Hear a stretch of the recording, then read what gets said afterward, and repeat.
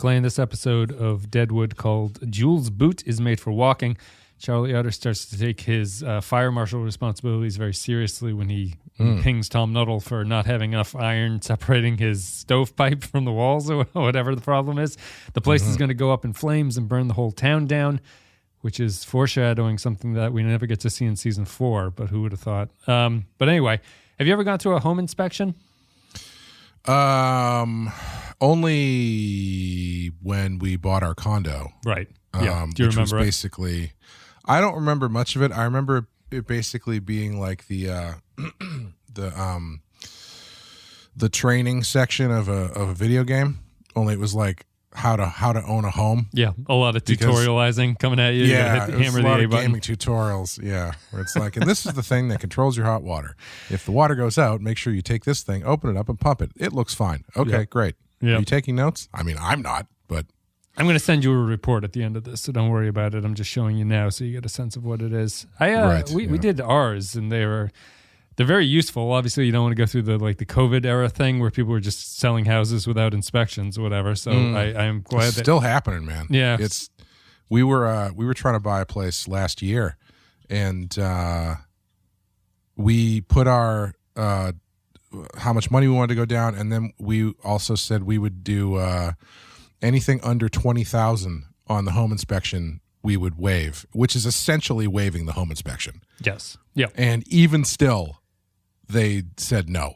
Yeah. And went with someone who just flat out waived the home inspection. Well, and offered more money as well. Yeah. Well, they're dealing with their faulty stovepipe right now, and you're not having to worry about it. So, yeah, ours was ours were interesting. We used the same guy because I liked him for all the houses that we've bought at this point. But yeah, it's like a 6-hour process depending on your house. It can be, it's a long time. It can be a real long time with this guy, and then he sends you a huge packet with like every minor thing has like this huge red flag next to it. He's like, it's like the small nick in vinyl siding on the west side of the house. It's like, please note this needs to be repaired, and eventually you just have to figure out what's important and what isn't. We did have, the only other time was, I forget, I don't know if it was for an insurance reason or a town-based thing. Anyway, someone came in and basically gave us the Charlie Utter treatment, where we live in an old house that's split into 4 units, and we share a common area with 2 of them,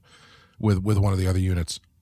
And what we had to do in order to do the next step of whatever it was we were doing, you see how much I paid attention, was we had to put in like emergency floodlights and exit signs. Yes, yeah. And stuff, which is, it's just a stairway. But since it's a multiple unit building, it needs to have all this stuff up to code. Yep. And then I think, if I remember correctly, we addressed this stuff, and they were like, "What? Oh yeah, whatever." Yeah. And so you move on.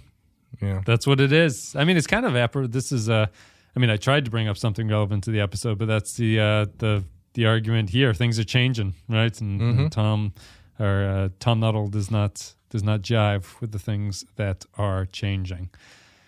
Yeah. Yeah, living in a multifamily is obviously much different than a single family. My parents owned a triple-decker for a while, but had to give it up just because of the pain in the ass that eventually becomes with as you're saying, really? The floodlights in the hallways and stuff like that. Yeah. Tenants who can't change a light bulb themselves and things like that. So you end up wondering, what am I getting out of this? And then you set the stovepipe on fire. Did welcome everyone to middle-aged men talking about real estate. Did they own the building and they were renting out 2 of the units? Is that what they were doing? They didn't live in the building, if that's what you mean. So they were renting out all 3 of them? Yes, yeah. Oh, interesting. Okay. Yeah. Worcester, home of the triple-decker, I guess. There's a lot of triple-deckers in Somerville, though, aren't there? Right? Yeah, we're actually looking for a 2-family, because we're going to actually, us and Amanda and her husband are looking to find a place. Yep. Duplex or like side by side, I would imagine. Yeah, whatever, doesn't matter. It's usually top and bottom around here. Yeah, they have to fit them in. Yeah, because we did the upper lower. It's really frustrating, though. Again, thank you guys for joining us on this podcast. As long as someone's not dragging their foot across the upper floor, Clay, we'll be fine. It's really frustrating because so many of the houses they pop up on the thing. And it's like 2-family, 8 bedrooms, and you're like, okay, great. And then you look at the actual breakdown, and it's like the first level unit has 2 bedrooms, 1 bathroom. It's like, okay. And then the second unit has 6 bedrooms, 2 floors, 2 bathrooms. So like, okay, well, this isn't exactly what we're looking for here. One family just has to become an in-law to the other, and they live in the in-law apartment, and everybody's happy. Essentially, yeah. We are here to talk about Jules' Boot is Made for Walking. This is something pretty. We're going to play the music. We'll be right back. You're listening to a podcast that is a lie agreed upon. Join Wes and Clay as they discuss HBO's Deadwood and tell you something pretty. Jules' Boot is Made for Walking, directed by Steve Schill, written by Ricky J. The crippled Jewel. Oh, no kidding. Yep, written by the card sharp in this series, the first season. The crippled Jewel limps to Doc Cochran's, hoping that he can fabricate a leg brace for her. A surprise guest arrives, Alma's father, Otis Russell. I love his cookies. Adams and Swearengen agree on a deal to get rid of the magistrate. Alma's father tells her that there has been some talk that she had something to do with her husband's death. Utter, in his new role as a fire commissioner, threatens to fine Tom Nuttall if he doesn't make his saloon safer. Nuttall convinces Swearengen to make Con Stapleton sheriff. Bullock confronts Swearengen about Con Stapleton's appointment, but rejects the idea of himself as sheriff. The Reverend Smith delivers a sermon about circumcision to an ox. Al confronts Trixie and Saul about their tryst. What can any one of us really fucking hope for, he says, except a moment here and there with a person who doesn't want to rob, steal, or murder us. So, it's the penultimate episode, Clay. It's always exciting when you get to say penultimate because it's only going to happen 3 times in this series. And here we are with this episode, Jules' Boot is Made for Walking. I like this one. It falls into the prestige HBO era of everything kind of climaxes in this episode before it gets to the finale.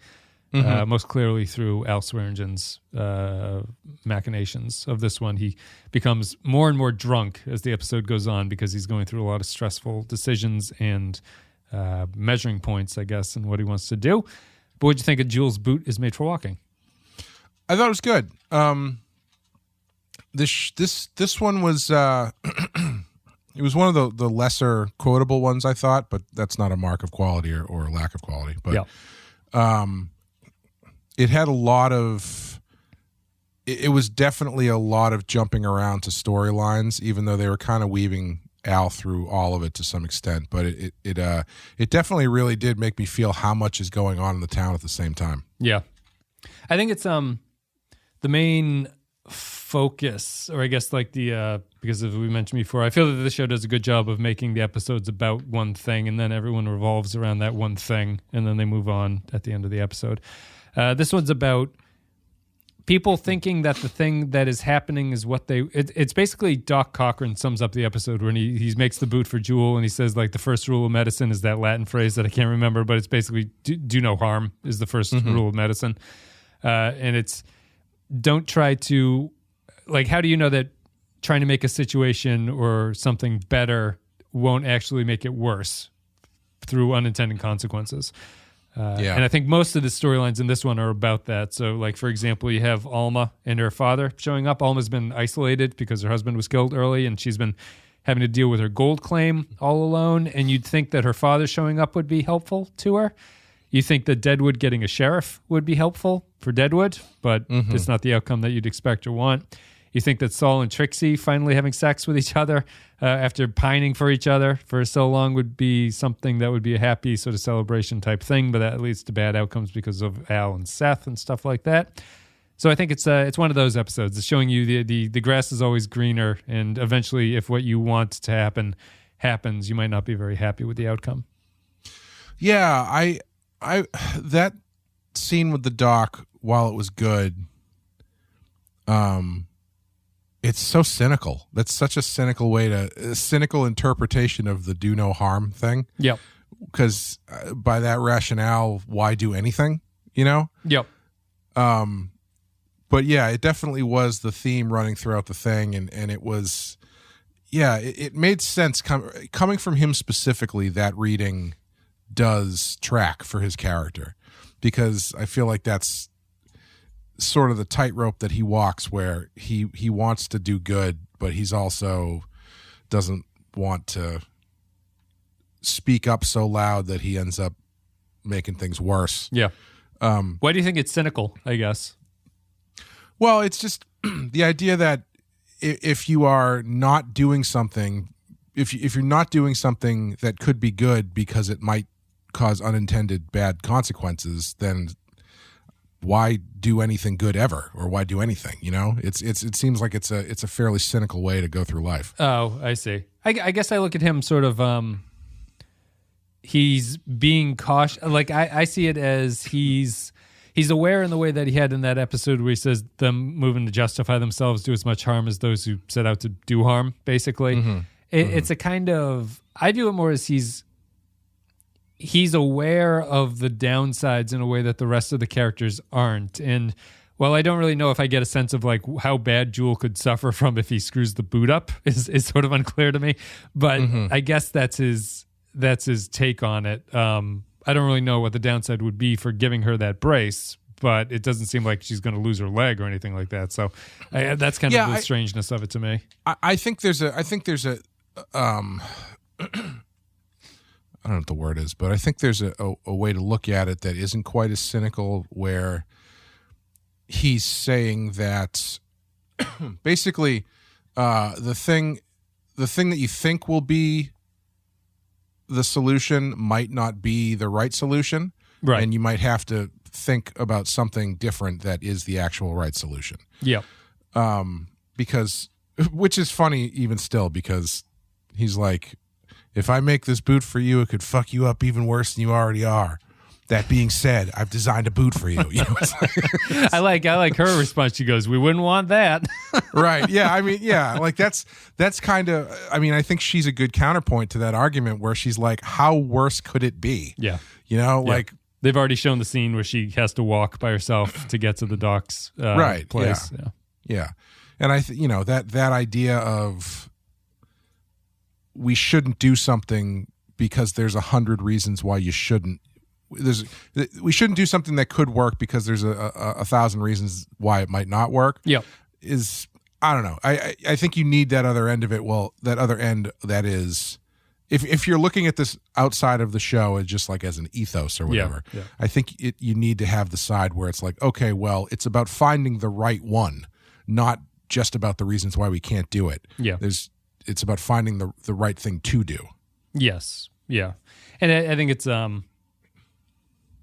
think I would agree with that. I think it's the show is also I think it's true to life in the form that like a lot of the stuff that comes at you is like, it's rare that you go on a streak in life where things just kind of hit, and you always notice it when you go on those little streaks where like everything just kind of works out for you for a little bit, and then it always backfires. And always when things go wrong, they always seem to pile up at the same time for some reason. So I think it's just the kind of awareness of like the constant outcomes of the good outcomes are not always a guaranteed thing to come through. And I think that the most of the plot lines are kind of saying that it's the idea that the thing that you're hoping for, the thing that you think is going to be the positive outcome, much like how when the town is forming its government, like thinking these things are going to amount to a good, bring you to a better place, is actually kind of backfiring in a lot of different areas. I think it's the same for the character stories. It's just that the stuff that you expect to be a positive for you is ultimately going to be weighed down by some kind of troublesome aspect that's attached itself to it. Yeah, and there's also, I mean, there's a certain monkey's paw element to it too, where you kind of have to decide whether or not you can live with the unintended consequences. How dare you talk about Silas Adams' mother like that? Your monkey paw comment. He's talking about her hand. I actually that brings me to two great points about not my great points, but that brings me to 2 points about what makes the show great. I think the show does not think that its audience is stupid, which I really appreciate. There are two minor points that do that. The first one is relatively small, but the second one is more important. Then we can talk about it. So the episode kind of involves still Al trying to basically like seduce Silas to work for him throughout this, and his other underlings are getting a little bit jealous, which is a funny side plot, or they're worried about Silas taking over.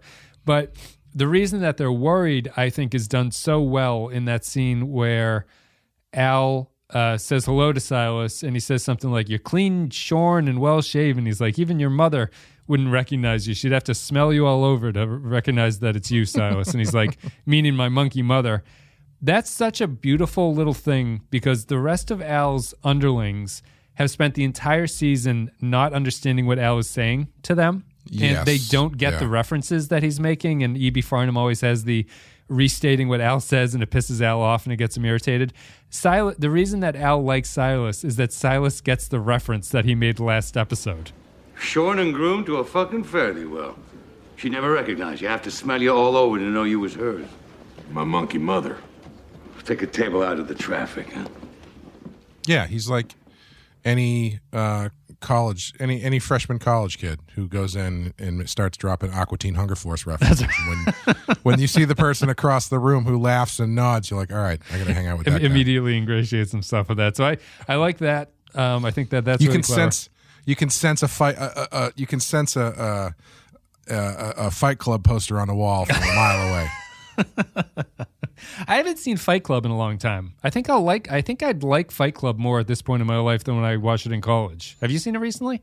No, it's been a while. Yeah, I know it's one of those movies that I think has been incorrectly reappraised by a lot of people in the last handful of years. You mean, which has made me want to watch it again. Wait, incorrectly reappraised, or just like because I think I would understand it more now than my misunderstandings of it before. Yes. Is that what you mean? No, yeah, sort of. I think the reappraisal of it is a lot of bad faith reappraisal of it, where people are looking at what they conceive Fight Club to be and condemning it because of that, and not actually realizing what the story in the movie actually is saying. I guess I don't. I guess I don't know the modern reappraisal then, or anything like that. But maybe we should do that on Patreon or something. Yeah, that'd be fun. It's one of those movies that it's like always shows up on, five.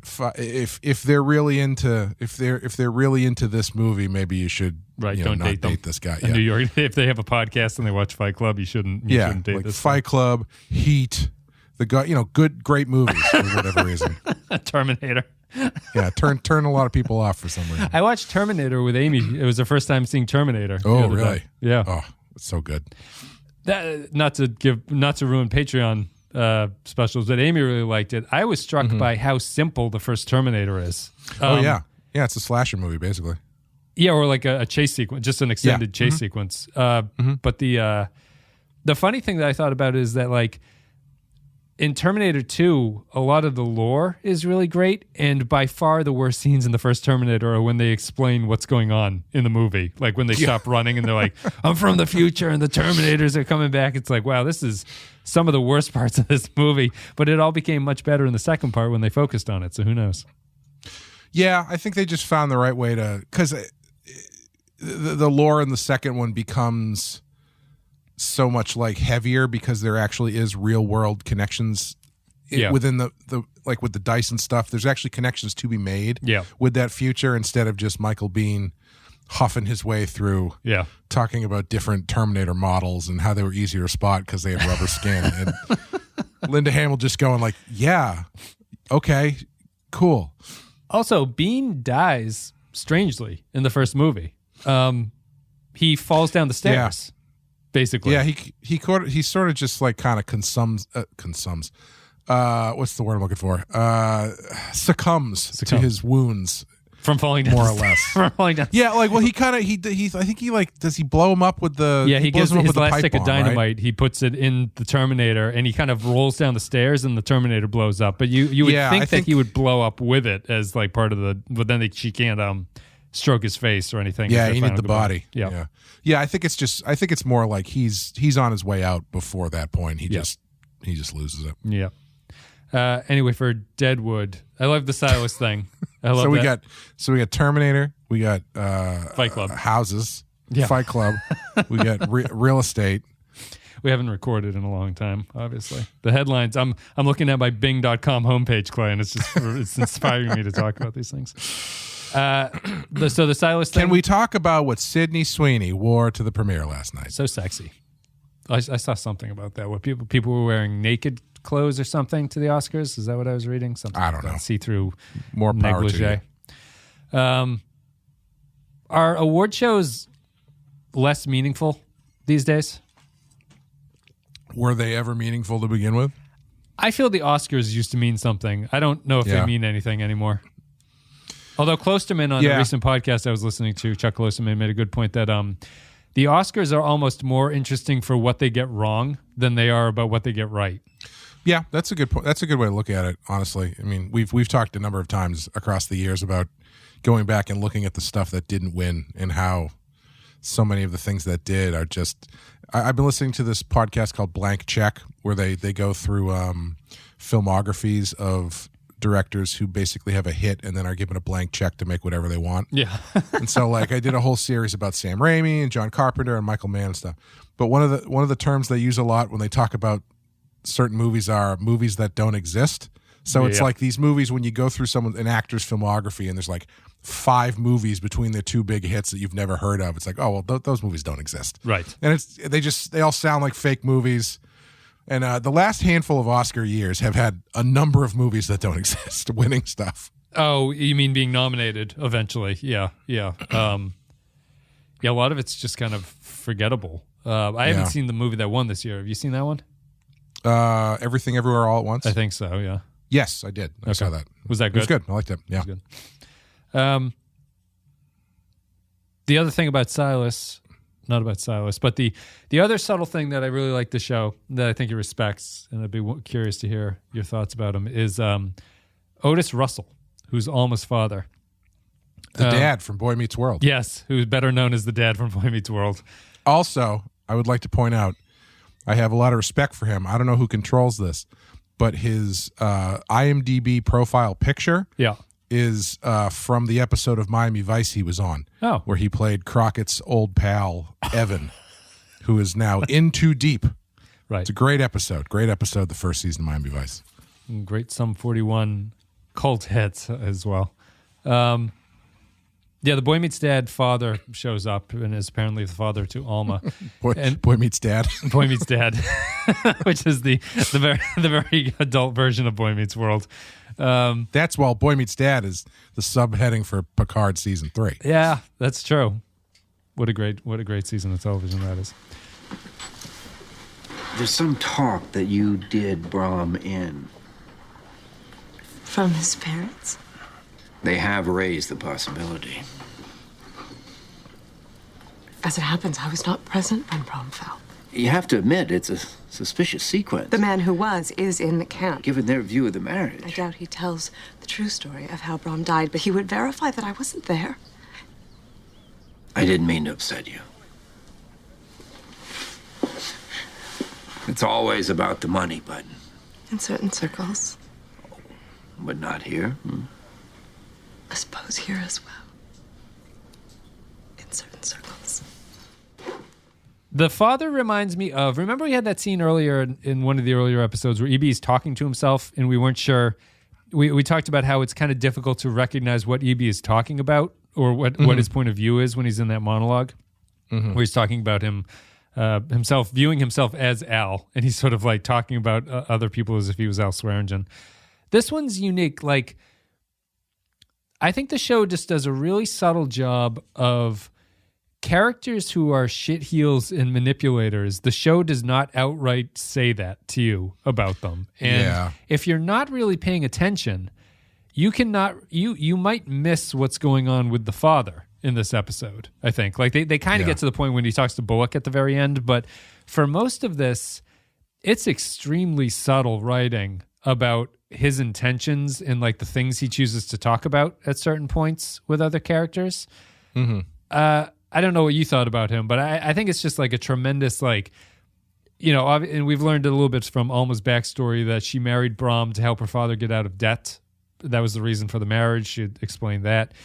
He has these subtle things where he like kisses her on the lips There's her uncomfortableness about he plays the coin game with Sophia that makes Alma uncomfortable. He tries to leave with the gold nugget, and she has to remind him that it's hers. There's just a lot of subtle things that really add up to showing him for the character that he is, which the other characters in the show tend to recognize immediately. Yeah, I was kind of surprised she reacted that way to the coin game. That's just day one grandpa stuff right there. I think it's hinting at the sexual abuse that seems to have come from him to her. Yes. He's grooming young children.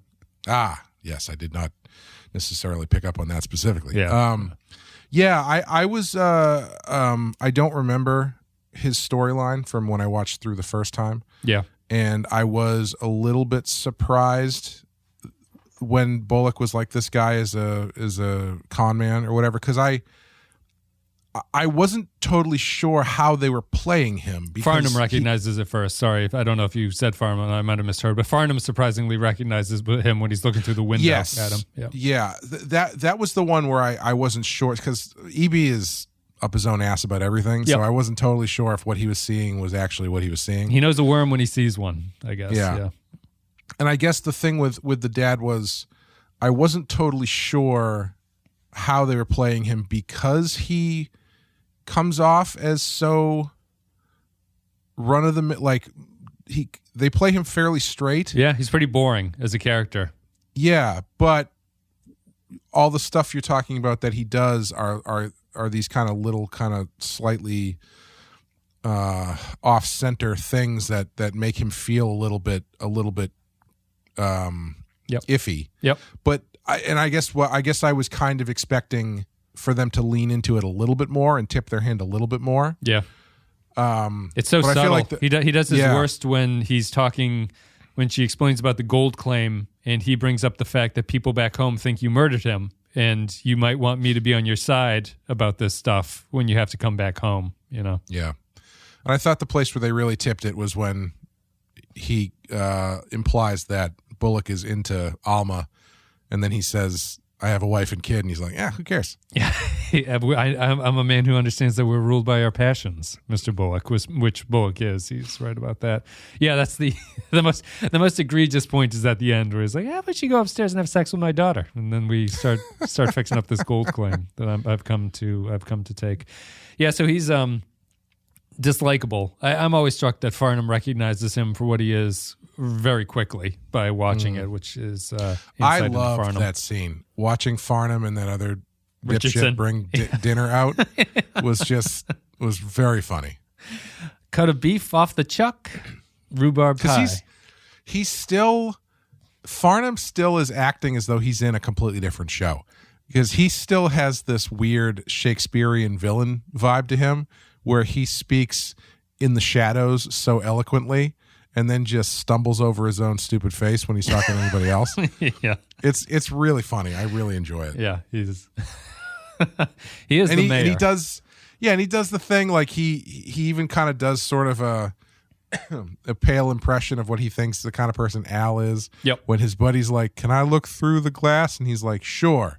When you get a full head of hair, asshole. And then he just walks away. Richardson becomes the fan favorite very quickly. Milch recognized that they had something with him, and they'll change his character a little bit, but he becomes a very prominent part of the show going forward. May I see Mr. Farnham? The father, it's just a great example of, I think it does a lot of just exploring what Alma's backstory is like about it. Also, it gives another reason besides her wanting to have sex with Bullock why she might want to stay in Deadwood, because she can't go back to him, really. So now that her husband's dead, she can't go back home. She has to stay in Deadwood. Bullock is the kind of protector that I think she subconsciously thinks that she needs, because Hickok is gone at this point.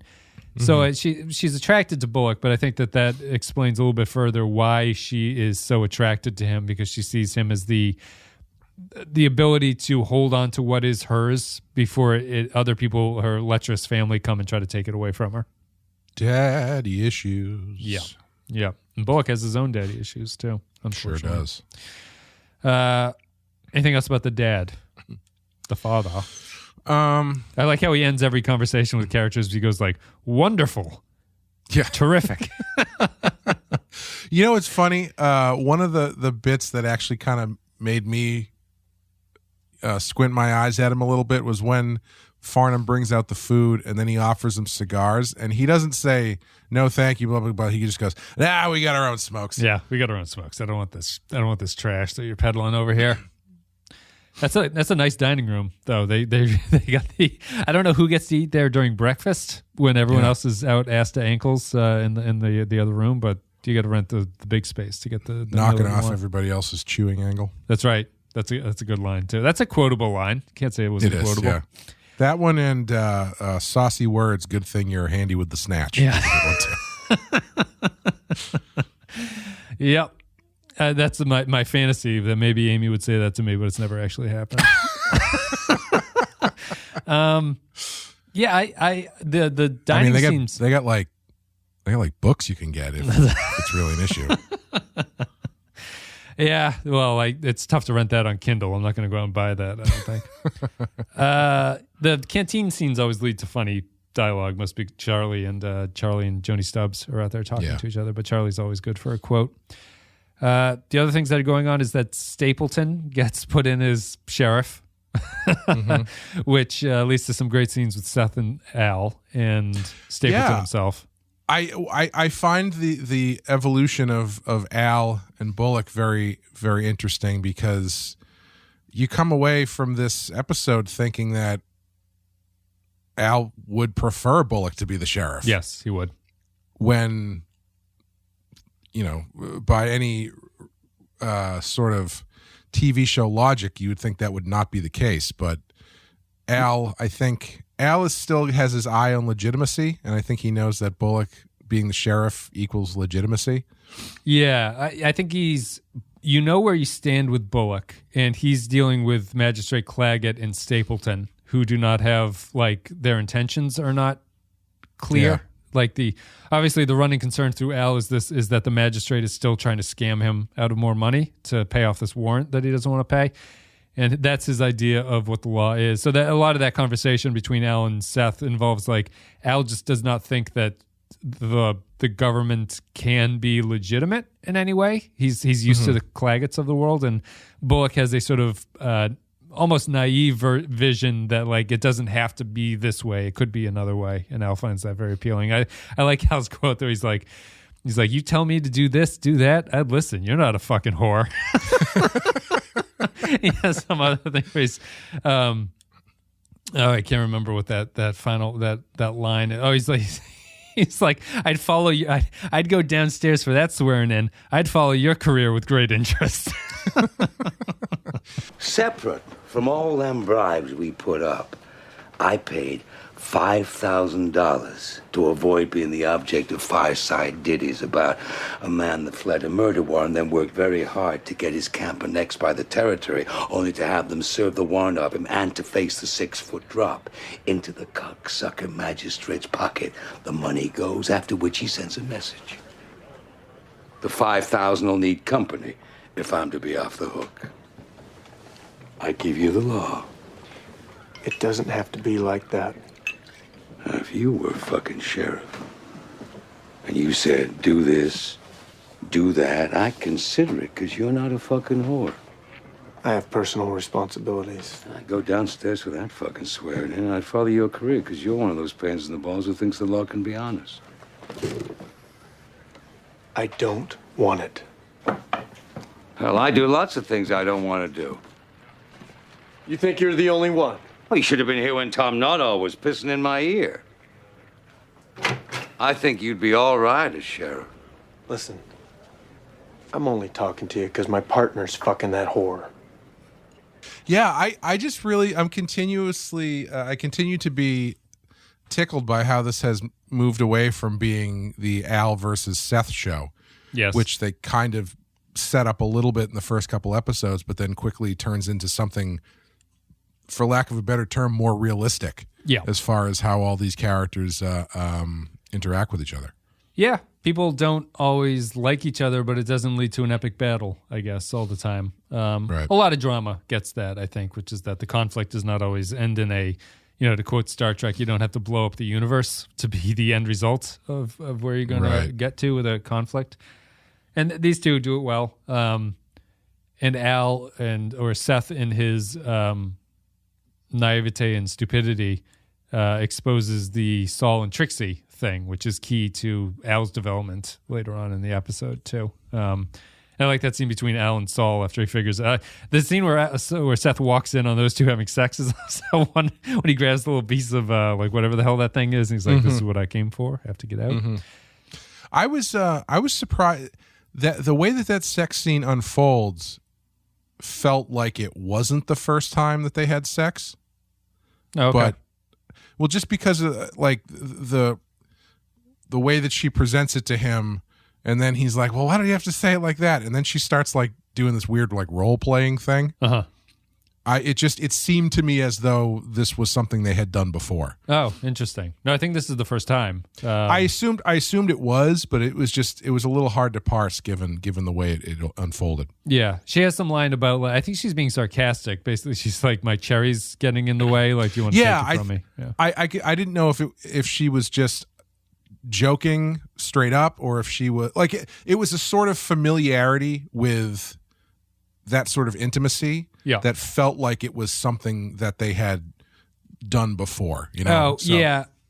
I read it as she's trying to, being her job as a prostitute, she's trying to sell her services, but not make it also subtly obvious that she's there because she wants to be there, is the way that I read it. So maybe that's what creates the sense of familiarity, because she's offering her services in the way that she normally would, but she's trying to hint to the fact that there's something else driving her beyond just, that's her profession, for lack of a better word. And that leads to, that upsets Al, drives Al a little bit more crazy. Al's also been driven more and more upset by seeing Reverend Smith, which he sees a few times in this one. The Reverend Smith has taken the turn for the worse. He's sermonizing to oxen penises in the thoroughfare. He is blathering, it seems, a little bit more. He repeats himself quite a bit. And one of the reviews that I thought was insightful was that his sickness has given the rest of the town a like quote unquote legitimate reason to ignore him in the way that they always wanted to ignore him. And also he obviously ties in with Jewel, because they're the two that have become the most stricken with something that is making them not sick, but they're not functioning in the way that the rest of the society tends to view as a normal way to function. Yeah, the Reverend is really starting to turn into like a sick dog, basically. The way he sort of is. When a dog gets to a certain age and it can't it starts wobbling around and can't really see that well, and it's always kind of panting and stuff, and it's always kind of just like heads moving around looking for something, but he has that kind of feel about him where he's just doing the best he can to just stay alive, essentially. And whether or not he is he doesn't seem to be as guarded about what's wrong with him now, but I think he's probably past the point where that's even an option. Yeah, you wonder if he's even capable of seeing it that way, because he seems to have found the Word of God again, or it seems to bring him happiness in the way that he was previously claiming that he couldn't find happiness. Because Andy Crane returns in this one too, and that's another one of those, like, I went out looking for what I thought I wanted, but I couldn't find it, and he keeps returning to gambling in the other camps that he's visited, and he can't seem to stay on the straight and narrow, and now he comes back to Deadwood to try to reconcile that thing, but he runs into the Reverend, who he sees as inspirational, but the Reverend is obviously very ill at this point, and not someone that is super helpful to him in what he's looking for. Yeah, Andy continues his role on the show of rolling in for one scene, saying a bunch of stuff that we didn't actually see happen and kind of have a hard time tracking what he's talking about and then disappearing for the rest of the episode. Yeah, he comes back in and he's talking about this stuff. And I'm like, geez, I didn't even realize he left. Yeah. He's been having the time of his life over in Tombstone or whatever.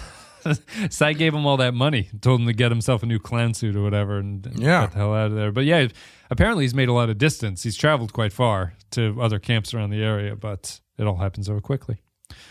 And then I guess that there is just Al that's left. Oh, don't forget about the impending race war. Oh yeah. What'd you think of that stuff? I didn't remember that. That was something that I was kind of surprised by. I didn't remember that the race war stuff actually gets brought up again. Maybe that'll end up looking kind of foolish depending on how the 12th episode goes. But I didn't remember it ever being escalated from Al being concerned about it in the prior episode. But obviously it does. It makes sense to me as a tactic from Tolliver because he played that card in the last episode as far as how he was choosing to deal with how he was choosing to absolve himself from having to deal with the situation with the two hoopleheads or hopheads. Yep. And in this one now, he's using it as a opportunity to possibly get rid of the Chinese guys and possibly to get rid of Al even. Yes. Depending on how the worm turns on him. Cy played it pretty well.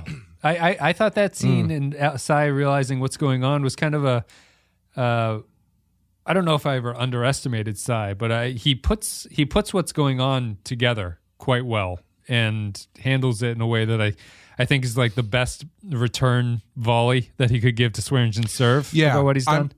I'm glad that they have him do something like this too, because we've been talking about the last few episodes. He's just sort of like there. He's not really doing much. He's engaging when he's on screen, but as far as his role in moving the story forward, his whole character is sort of just someone who's not really thinking fourth dimensionally. Yeah, other characters have been. Oh, sorry. Go ahead.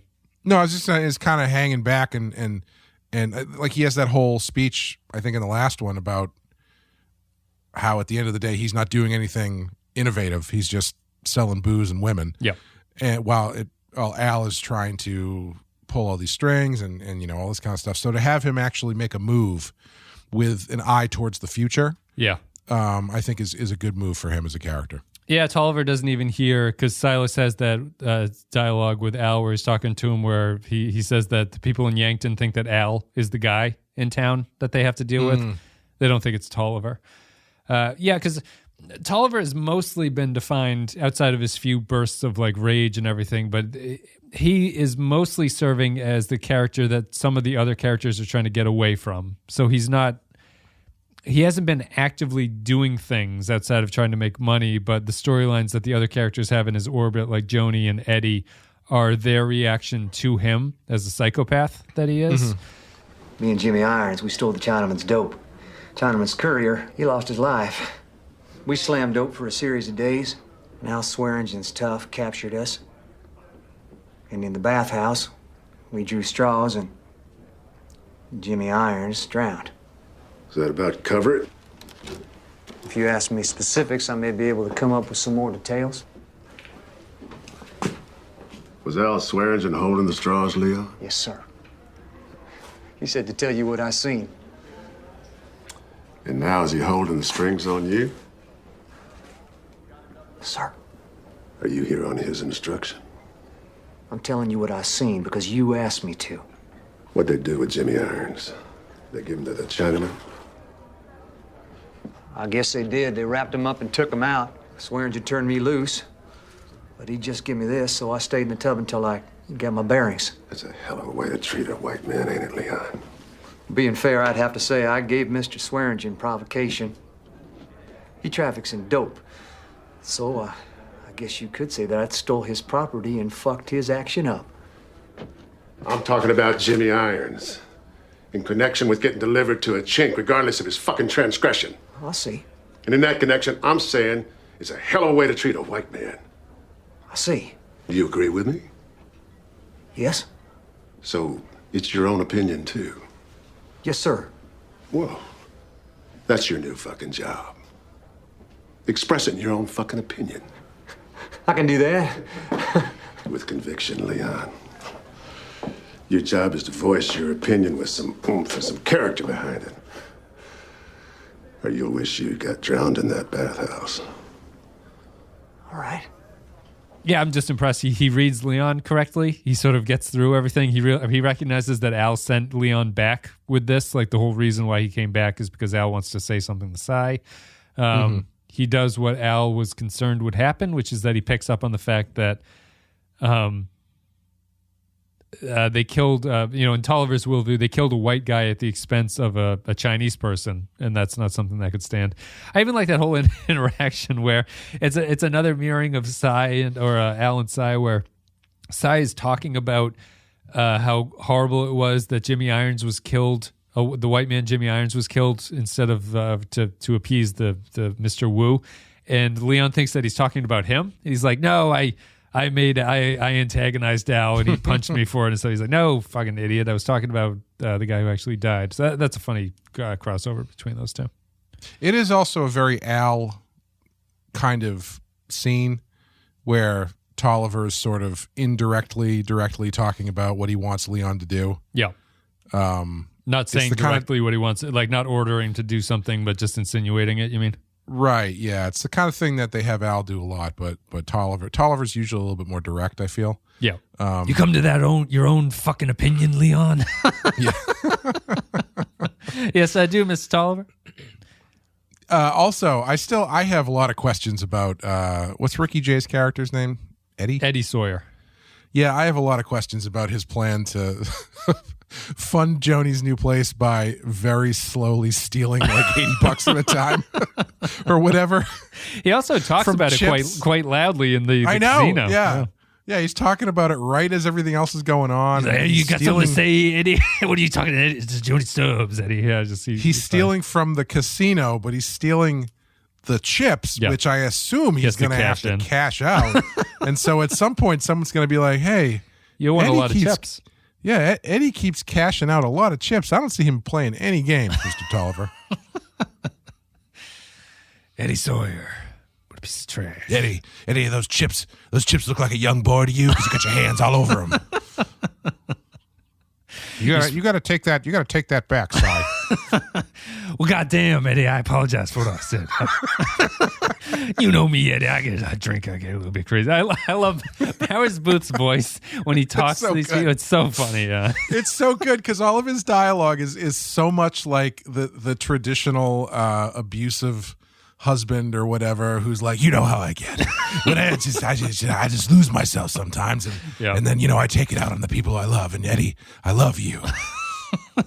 He's just so, you know that, don't you, Eddie? The twang in his voice is just so perfect for it. It just his like elegant look paired with his sort of sinisterness is just excellent. Yeah. He, the bad actor move would be he would be twirling his mustache every line he says, and he's smart enough to not actually do that. But I kind of wish he would. That's a hell of a mustache. So I think it's just the holdover from the one he had in Tombstone. Yeah. He looks so much younger in Tombstone. He's aged quite a bit. I mean, he's sick, obviously. 15 years, 10, 12 years before. Yeah. Was it? Yeah, I guess because when did Tombstone, 93? Yeah, I think so. Yeah, so 10 years, something like that. But obviously, yeah, and as we mentioned, he had gotten sick with cancer for the year before, and that'll obviously make you age. So Cy continues on his reign of terror. Leon does a little bit too effective, maybe not effective, but he's a little bit too loud about his announcements about the race war that's coming. I know Leon's like Fox News over here, just screaming about the Chiron, the Celestials taking their jobs and shit. God damn, Eddie. Leon just tone it down, brother. He pulls him off to the side. You sound like a goddamn pillow salesman, Eddie. Leon. Yep. So that's that. We'll see. I honestly don't remember how that resolves itself, so I'm interested to see how that goes next episode. And then I guess it's just Al is our final thing. Is there any other characters or scenes that we've missed? I don't think so. Not really. There's that one. I mean, kind of continuing on the side thing when Joni comes back, and he's like, "You have have any luck finding a place? And she's like, no, something. He's like, well, you might want to look in Chinatown because they might not be here that much longer. She's like, what are you talking about? Oh, nothing. Price is Right, Jody Stubbs. Definitely nothing to do with Leon causing a race war. Twirls his mustache. Yeah, I mean, the price of real estate is going to... She'll be able to get a home inspection on those houses, Clay. I would not be concerned. Yeah, it's... The show hasn't really gotten into it, but they sort of bring it up here when Alma's father mentions about like how do you maintain the gold claim, and Seth has that idea that like it's common law around here is like as long as you're on it and doing something, you kind of own it. It's very difficult for people to come and take you.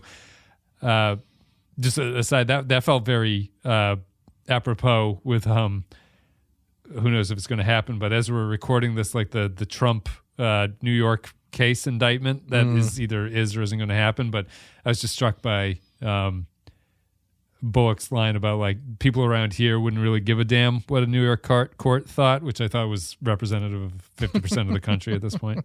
But yeah, they don't. So like Bullock is.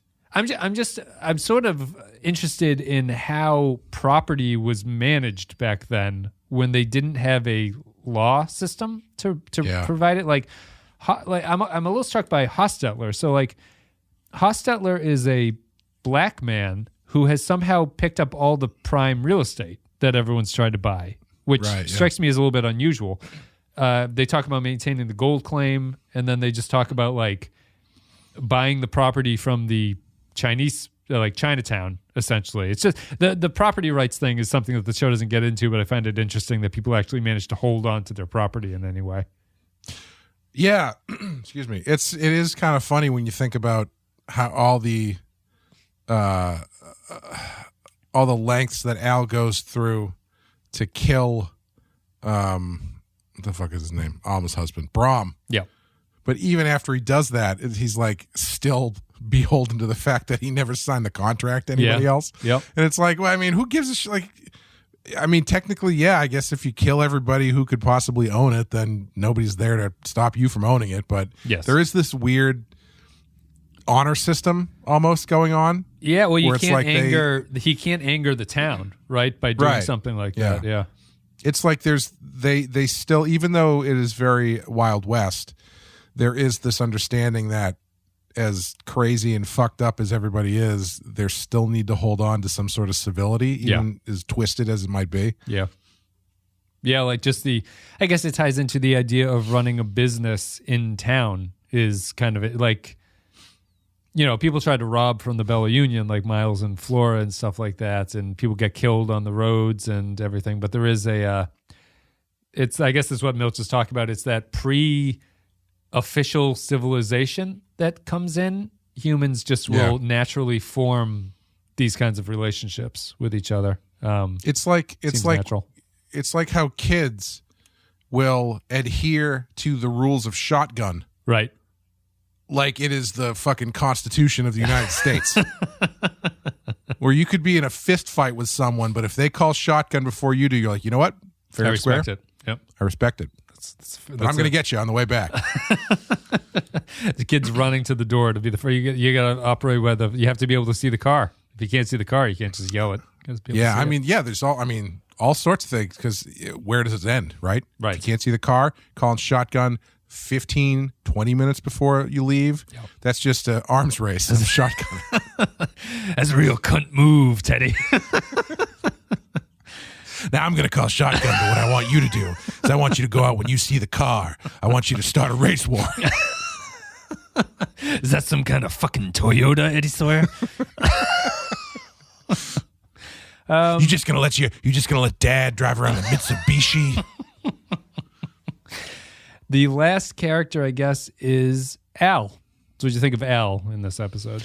I thought this was a real interesting episode for him in a way that it's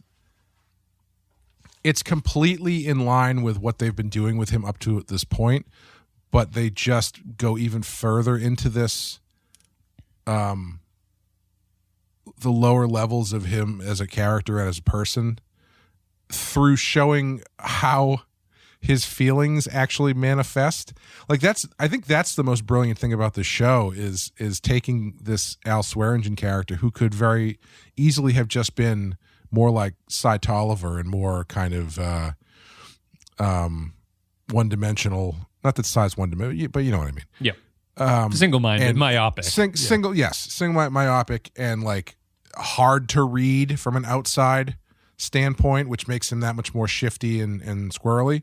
And they've decided to really show you how this guy processes human emotion in whatever fucked up ways that might be, but you still are seeing these things that are like seeing how affected he is by the Reverend is just like I can't remember another character like him that they've given so much internal struggle when it comes to him watching this other guy suffering and Al at the same time both not giving a shit and also being completely heartbroken by it because we know that he has this something like this in his own family history. Yeah, his brother was and it's sick. just and watching and seeing the way that he responds to finding out that Saul and Trixie are together is just so brutal and gross, but at the same time you kind of sympathize for him because his heart's broken a little bit. Yep.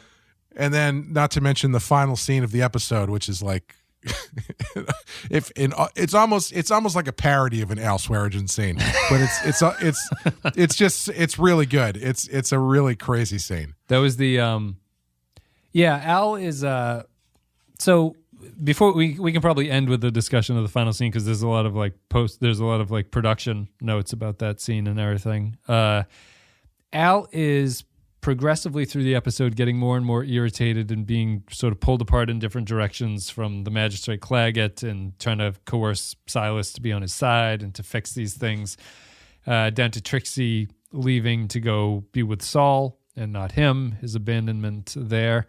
So it's really, for what I find sort of refreshing about it is that it's another case of the show being subtle, which is that a surprising, maybe not all, but certainly the majority of characters, or at least a huge proportion of them, have damaged backstories to them. And the show never focuses on it. Like, a lot of it is just inference of what's going on. I think Alma's a good example of that. Like, I don't think the sexual abuse thing is stated outright in it, but the clues of her interactions with her father seem to imply very strongly to me that that is one aspect of her father that she had with him.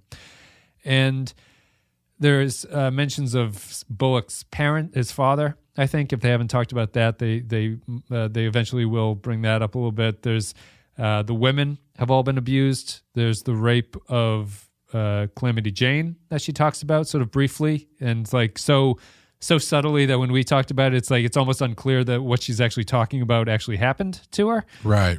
And the show is, it's not always to go back to Star Trek, but Star Trek Discovery had that episode where the girl was like, I fly the plane and no one says anything to me about it. Right. And it's like, it's nice to just see, like, obviously the reason that when you talk about something like Discovery doing that is not to sort of belittle the difficulties that people can have and can drive them as a character.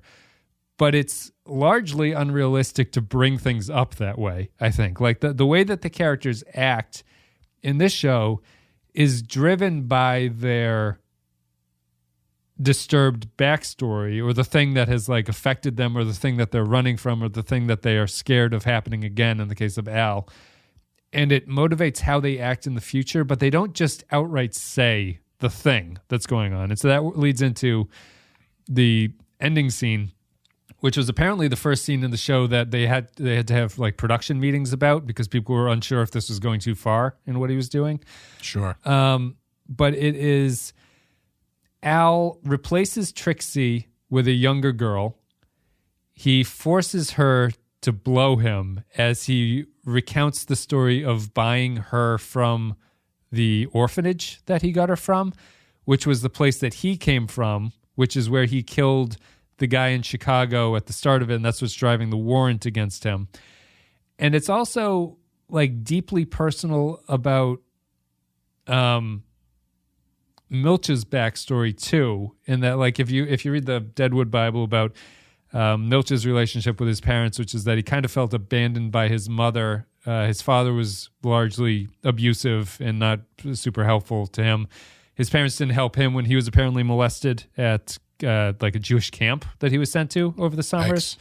And his mother ran for mayor, and Swearengen brings that up in this monologue that he's talking about. So it's this, and apparently the writing staff thought that a ditch full of cum was a line too far for even the show. That's a pretty intense line. Yeah. And so it's all this going together. It's just resulting in Swearengen is basically forcing a girl to stay with him so that she can't leave him, while recounting the story of the horror he feels and the betrayal he feels of being abandoned by his mother at that orphanage as she went off to be a sex worker in Chicago. And it's just that sums up his relationship with Trixie, which is that he can't stand to lose her and he's not willing to let people go. Like his abandonment is what drives his desire to control everything else around him. And it's the reason that he's such a string puller. And it culminates in this sort of like really raw, aggressive scene that's uncomfortable, but is so well written and just like clever at the same time. I don't know. It's a really special ending, and it is a very Swearengen scene. But I think it's impressive. I'm glad they included it in the show. I think it makes sense, and it's. I think they did as best a job that they could with it. The place where I found you, huh? That's where this warrant's from. Could you believe that I may have stuck a knife in someone's guts 12 hours before you got on the wagon we headed out for fucking Laramie? No, because I don't look fucking backwards. I do what I have to do and go on. Whoa. You got a stagecoach to catch or something, huh? Slow the fuck up. Did you know the orphanage part of the building you lived in, behind it, she ran a whorehouse, huh? Oh, so you knew. So what are you fucking looking at then, huh? Okay. Now I'll tell you something you don't know.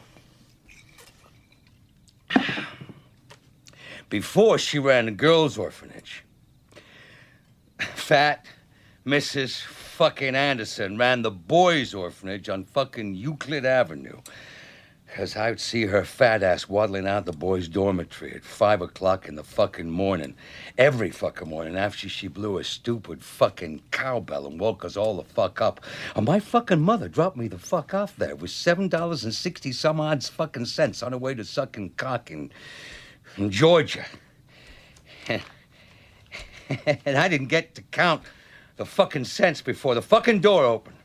And there, Mrs. Fat-ass fucking Anderson, who sold you to me, I had to give her $7.60 odd fucking cents that my mother shoved in my fucking hand before she hammered 1, 2, 3, 4 times on the fucking door and scurried off down fucking Euclid Avenue. Probably 30 fucking years before you were fucking born. Then around Cape Horn and up to San Francisco, where she probably became mayor or some other type of success story, unless by some fucking chance she wound up as a ditch for fucking cum. Now, fucking go faster.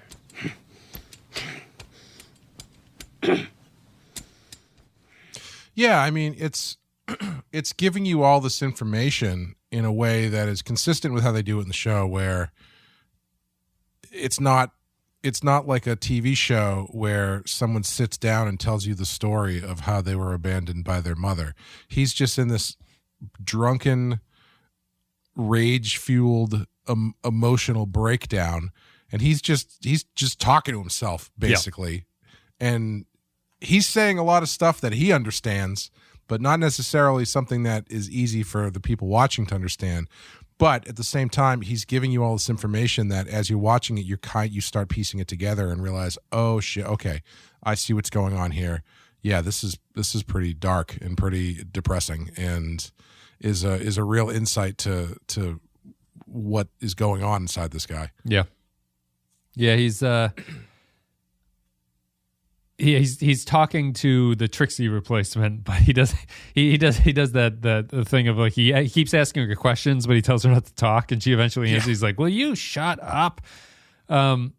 It's he just has to empty his soul, for lack of a better word. He has to announce the things that he's been feeling.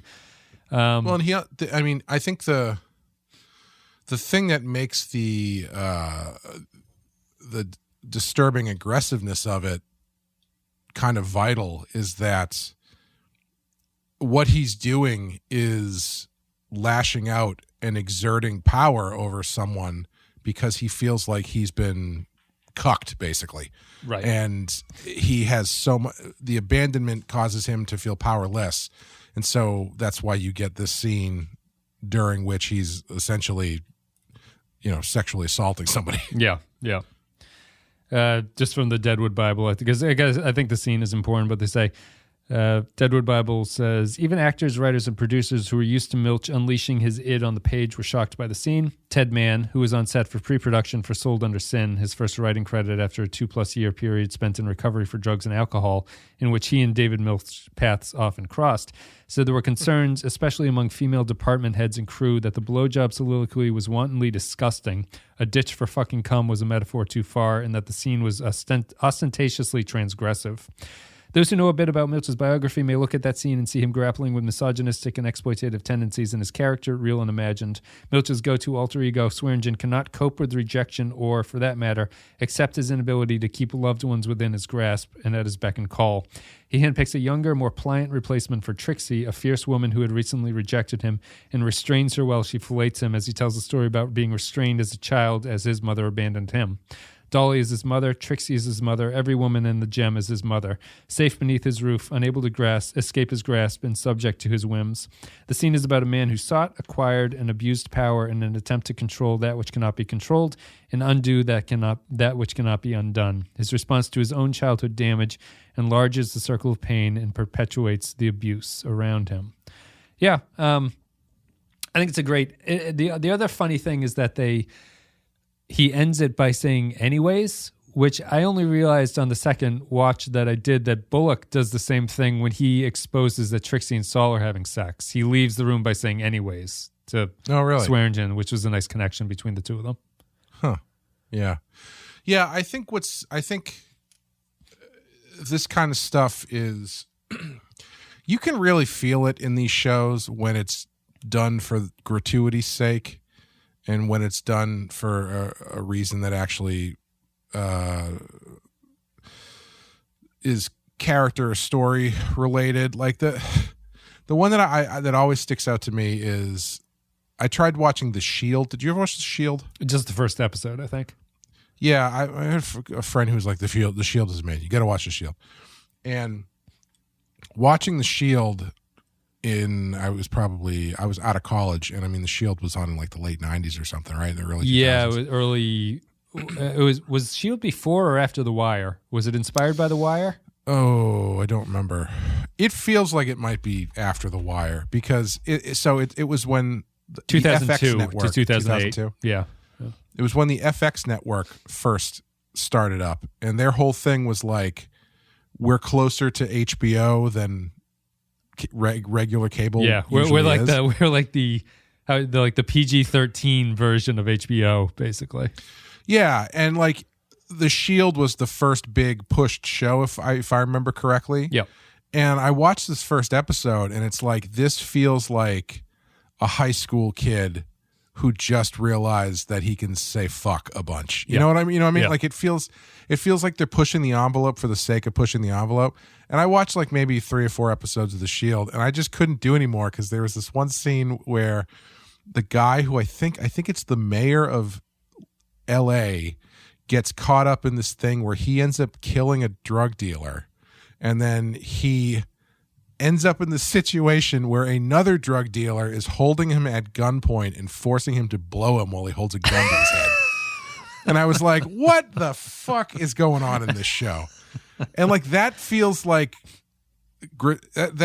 sensationalist for sensationalist's sake. Yeah. Whereas this, I can't imagine. yeah, you're not supposed to walk away from this feeling great. But I can't imagine if you're coming at this in good faith, watching the scene and being like, and not getting why they did it the way they did it. Yeah. It's the Shield.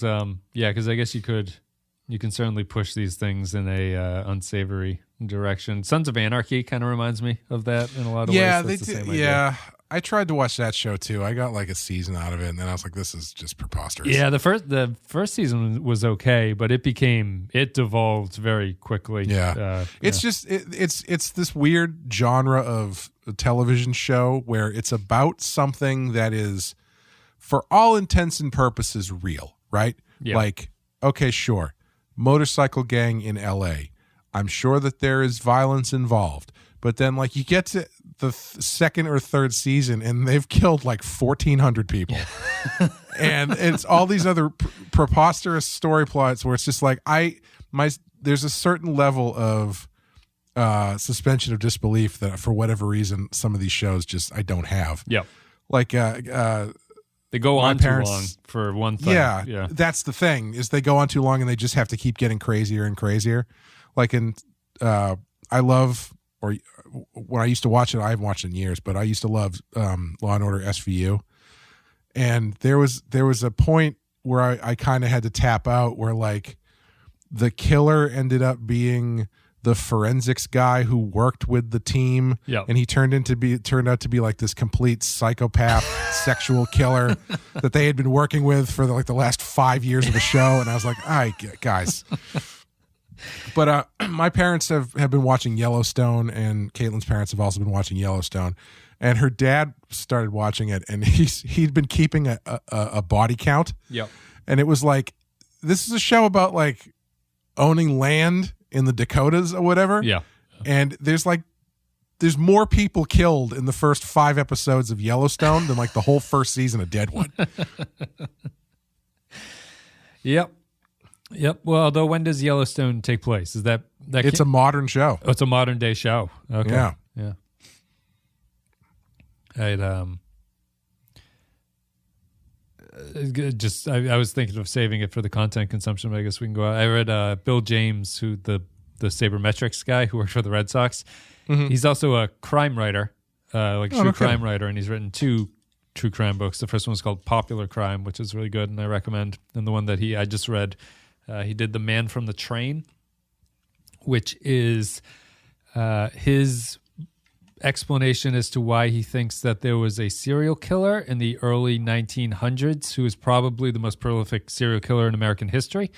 Oh, really? But because our understanding of what a serial killer was back then, it never clicked. Like he came about at the right time to accomplish the crimes that he did, but it was this sort of weird thing just about like figuring like how murders are different across time, where he was a killer who would break into families' houses at midnight, basically, through always doing the same thing. He would come in through a back window. He would take a lantern that was in the house, take the little chimney, like the glass bit off the top of it, and lay that separately and walk around with the lantern very low. And he would kill all the family members with the blunt side of an axe. Like he would find the axe in the yard, and they think that that's one of the reasons that he would pick a family. And he would always kill them with the blunt side of the axe as opposed to the sharp end of it. And they never caught on, but all his murders were like this. Mm-hmm. And eventually, like before they understood that there was such a thing as serial killers, they still believed that like all murders have to happen for a reason. So they would connect the dots that a bunch of families were murdered hundreds of miles away from each other in different towns. And the police would just end up going, how do all these people know each other? You know, like what's the common thread? Because they would just not accept the fact that sometimes there are just people who will kill randomly for whatever reason, and that there might not be a reason. But it was interesting, and it ties into that sort of. I just connected it to Yellow Jacket or Yellowstone just because of the like not understanding the murder rates that you can go through, I guess, in the olden days. Yeah, that's not, what's it called? The Man on the Train? The Man from the Train. Yep. From the Train. Yeah. Okay. He would ride the train between cities, basically. Where did it? Okay, so it wasn't like one area. No, he started in. So the ending of the book is the reveal that James describes who he thinks actually did it. He identifies somebody. Oh, but so spoil. Well, it's not spoilers because you're not going to know. But like, he actually, you know where the first kill they think happened? Poughkeepsie, Worcester, Massachusetts. No shit. And I just read that, and I was like, oh my god, that's obviously where I live. But yeah, they think they started here. You better lock your doors. I know he might still be out there. Yeah, I could probably take him at this point. He went down to Florida. He went across the Midwest. He went up through like the D.C. area and back down. He traveled all across. He made it to Washington State and Oregon and stuff like that. Wow. And he would just... Oh, that was the other thing about all of his murders. They were all very close to railroad tracks, and a lot of them were intersecting railroad tracks so that he could commit the murder and then quickly get to a train that was going by and then just be gone before anyone had discovered the bodies. Wow. Yeah, that shit's crazy. Yeah, I coincidentally, last podcast on the left just started a series on this guy I'm about to talk about. When I was last summer, when I was reading a book about Joan of Arc, I came across one of her compatriots, which was this guy Gilderay. Yeah. Which was a name I had heard of, but I didn't really know anything about him. And I looked him up, and he is simultaneously like a legitimate badass medieval war hero and also possibly the most prolific child rapist murderer in history. Yeah. Yeah. And it's like, it's one of those things where it's just like no one had the capacity to understand exactly what he was doing or how. And also, he was like a royal as well, or at least he was an aristocrat. Yeah, privileged, so protected. Yeah, yeah. But it's wild. Where at a certain point, you could really get away with anything. Yeah, you definitely could. It's the just a tad to Deadwood, traveling between towns. There's a chance you're 50% chance you're not going to make it traveling between towns. I think. Yeah, someone's going to get you. Yeah. And sometimes the only way you get caught is if you ride back to town and start blabbing your mouth off like that dumbass from the first episode. Yep. All right, I guess that's it. Thanks everybody for listening. This was the penultimate episode of Deadwood. Jules' boot is made for walking. This is the Something Pretty podcast. You can support us at patreon.com/The Penske File. It's the best way to do it. Patreon.com/The Penske File. Let us know you can join the Discord too to let us know what you think about the season so far. Let us know. We're almost done. Clay, do you have anything you want to say before we go? Watch out for Gilderay. He's still out there. Yes. Check out Rotten Heart Picture Show on Patreon or in general. On Patreon, we're doing the Video Nasties this year, and January was Tenebrae. February was Possession. March is Flesh for Frankenstein, which should be coming out pretty soon. If this is is this going to be out soon? This is probably out next month. We might be in the next movie. Yeah. Well, March was Flesh for Frankenstein, and it was great. Probably, I don't know. Something to chew on. I did have we just put up our last Rotten Horror Picture Show episode, Night of the Comet, and someone had commented on the video on YouTube saying, is this the one with Commander Chakotay from Voyager in it? Yep. And there was a number of reasons why I felt like that was a dumb question to ask. Sure. And so I just answered with an equally dumb answer, which I said, I don't know. I haven't listened to the episode yet. I did listen to it, so I know the answer to that question. Don't tell him. I won't. Don't tell him. I won't. I'm just letting you know that I know yay or nay to your question is in there. Before we go, now I'm thinking about the man on the train again. So there's a question in the book. Was this person brave or courageous, I guess? And he just gets you thinking about, like, imagine breaking into a house in the middle of the night in the dark, right? Like, this is 1900. Like, there's nothing going on. Like, you're walking around by a lantern in the middle of the night, and you kill, like, the Veliska murder. Have you ever heard of the Veliska murders? They're one of the cases in this that people never seem to connect. But they killed, think so. It's like 6 people in a house that were killed by this guy. Where did that happen? Iowa. Oh, no, I don't know that one. Villisca, Iowa. And you go in and you find your axe and you walk around. You take a lantern from the table and you walk around these people's house while they're sleeping until you find the master bedroom, and then you kill the parents first, right? Mm-hmm. You hit them in the head with an axe. And then you go around and you kill all the kids who are still sleeping in their beds and stuff like that. And you're wandering around in a strange house doing that, you know? Yeah. That's fucked up. I mean, it's yeah. I mean, it's also weird. Like James just talks about, like, he was obviously a coward and like he was very risk averse and everything, the serial killer, or at least he thinks he was. But it's also like, I would shit my pants breaking into somebody's house like that and like walking around and expecting like, and these creaky old houses where you go up the stairs and the thing sounds like it's like cracking under your feet and stuff like that. Like, what the fuck? It's crazy. Well, I think there is something to be said about whatever is deeply broken inside the person that does this. Yeah. I'm sure there's some wires that are not crossed or crossed incorrectly that's probably part of the thrill. Yeah. Just it's like watching a horror movie in some ways. Like you're waiting for the scare, like the tension is what drives you to do it or something. Yeah. I mean, that's the thing that's so wild about those stories too. Is it's a lot of times those stories are less scary because of the actual act, and more scary because you can't wrap your own rational mind around the actual thing that happened, right?